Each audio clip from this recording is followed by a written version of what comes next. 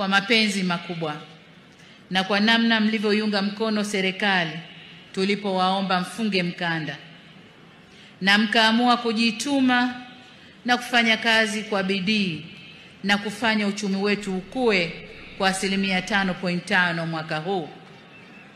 Kwa kuwa mcheza kwao hutunzwa,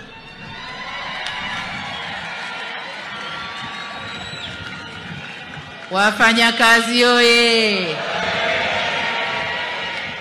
Miamvuli oye! Naona miamvuli imepanda sasa. Wakati wote miamvuli ilikuwa chini. Sasa hivi miamvuli imepanda. Sasa kwa kuwa mcheza kwao hutunzwa, mimi na wenzangu, na baada ya kuangalia uchumi ulivyopanda, na umepanda kwa sababu ya nguvu zenu wafanyakazi,